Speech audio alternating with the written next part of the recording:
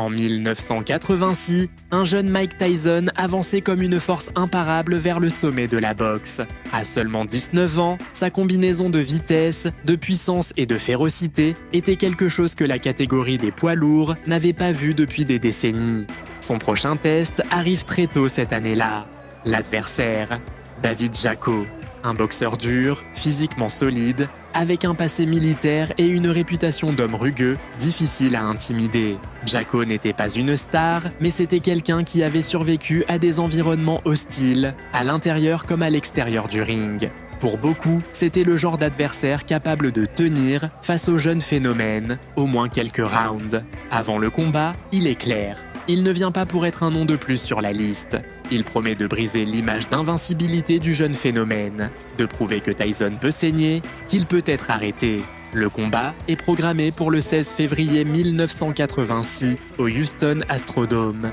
Tyson arrive invaincu avec une série dévastatrice. Jacko, conscient que personne ne le donne favori, mise tout sur sa dureté physique et mentale. Avant le premier coup, David Jacko n'était pas un adversaire quelconque. C'était un poids lourd solide, au physique compact, avec un passé militaire et une carrière construite loin des projecteurs médiatiques. Il avait combattu sur des scènes importantes et partagé le ring avec des boxeurs solides de la division. Il n'était pas une star, mais un professionnel aguerri, habitué aux environnements hostiles et aux combats physiques. Il arrivait avec un palmarès modeste, sans grand nom sur son curriculum, mais avec une conviction très claire. Il ne se laisserait pas intimider. Pour beaucoup, il n'était qu'un adversaire de plus dans la série d'un phénomène. Pour lui, c'était l'occasion de prouver qu'il pouvait survivre à la tempête. Mais pendant ce temps-là, Mike Tyson était un ouragan. Depuis ses débuts professionnels, en mars 1985, il avait combattu 15 fois en moins d'un an. En 1986, le niveau monte encore d'un cran. Il bat James Tillis,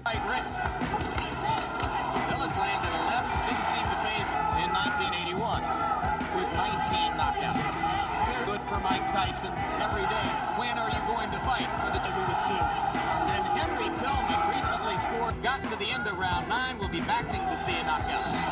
Tyson tries to do 19 fights, and he doesn't appear at this point to be going all out to satisfy them.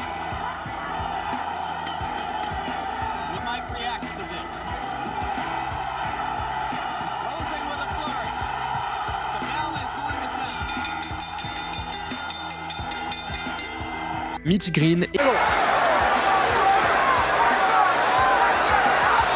Good body shot by Mitch Green. Now we're seeing a different Mitch Green. Aaron has made up properly. He's holding behind the head, which he allows those shots like that to land. Here again. Oh, what a left hand. And this is going to happen all the time because Davis in Atlanta and was a more determined. et José Ribalta. Big right hand, back to the body. There is no spring, and there's a smashing left hand, and one. Mike Tyson. Let's take another look, Ray, at the end of it all. Big left hand there. That put Ribalta down.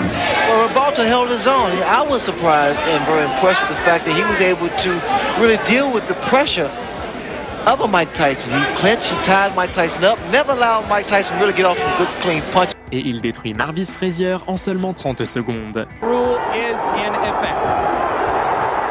Tyson comes out slugging. He comes out smoking like Marvis's father, Joe. Marvis must move or we're going to be out of here very, very quickly. Uppercut and Marvis is hurt. Frazier is down. Joe Cortez moves in to have a look. Il est jeune, oui, mais il inspire déjà la terreur. Beaucoup d'adversaires commencent à perdre avant même de monter sur le ring. Et le plus inquiétant n'est pas seulement la force, c'est la technique, la discipline, l'intelligence dans chaque mouvement. Tout cela porte un nom, Cus D'Amato. Dès la cloche initiale, Tyson sort pour tuer la distance. Il n'y a pas d'observation, il n'y a aucun respect. Jacko tente d'imposer son jab, mais Tyson passe en dessous avec une facilité insultante. Un crochet du gauche touche proprement le visage. Jacko se relève rapidement, plus par orgueil que par lucidité. Il ne comprend même pas ce qui l'a frappé. Tyson revient immédiatement à la charge. Pas court. Buste bas, un autre crochet, cette fois au corps. Il remonte instantanément avec la droite. Le public est déjà debout. Jacko commence à montrer des signes évidents de désorientation. Il se relève encore, vacillant, le regard perdu, mais il insiste. Il ne veut pas abandonner. Il ne sait pas comment le faire. Tyson n'hésite pas. Il le coince.